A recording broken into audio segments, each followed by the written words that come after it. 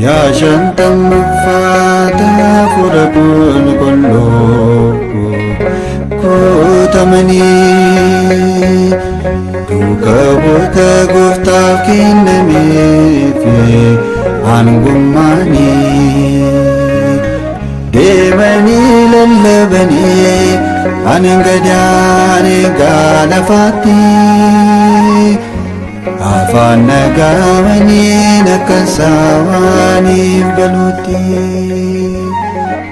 guyyaa shantammaffaatti hafuura qulqulluu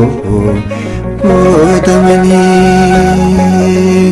duukaa bu'oota gooftaaf kennameef hangummaanii deemanii lallabanii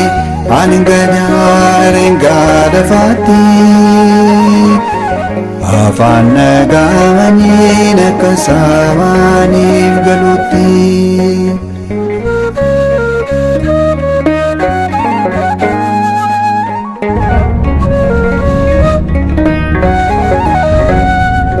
yoon nageenye ta'e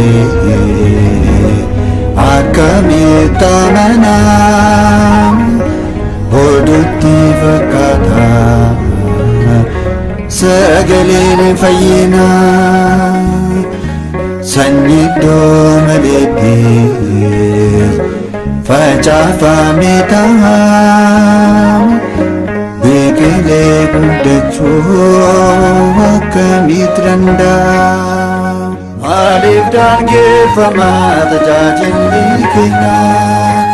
Ganda qofaa miti ga'uu qaba addunyaa maaliif daangeffama tajaajilli keenya Ganda qofaa miti ga'uu qaba addunyaa guyyaa shantammaffaatti hafuura qulqulluu guutamanii duukaa bu'oota gooftaaf kennameef hangummaanii deemanii lallabanii angadaren gadafatti afaan nagaamanii nakkasaawaniif galuutti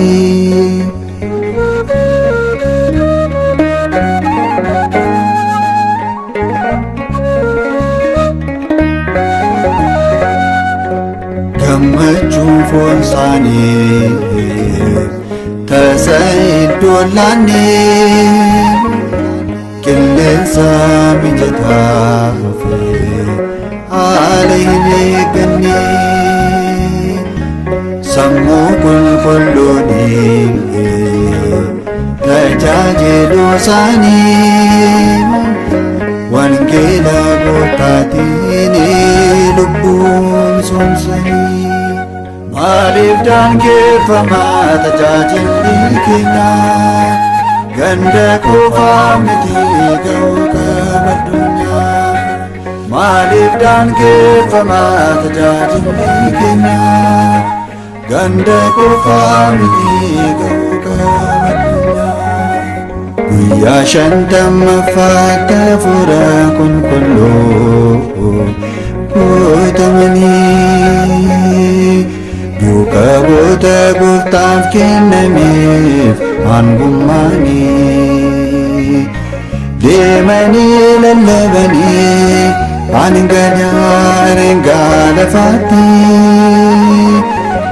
afaan nagaamanii nakkasaawaniif galuutti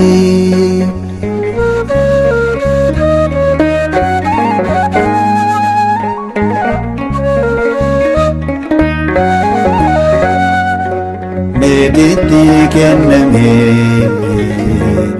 qootanii dawwaalee addunyaa dhaa'ee ittiin mi'eessan malee mootummaa Waaqayyoo dhaladhaa maraafi of ganuun lallabanii saba hundumaafi. Maaliif daangeffamaa tajaajilli keenya ganda qofaa miti ga'uu qaba addunyaa. Maaliif daangeffamaa tajaajilli keenya ganda qofaa miti ga'uu qaba addunyaa. Guyyaa shantammaffaatti hafuura qulqulluu guutamanii duukaa bu'oota Gooftaaf kennameef hangummaanii deemanii lallabanii hanga daangaa lafaatti afaan nagaamanii akka sabaaniif galuutti.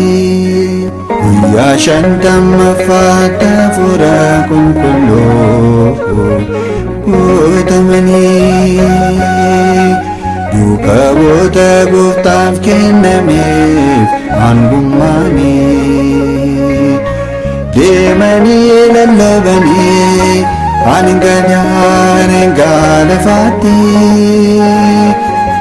afaan nagaamanii akka sabaaniif galuutti.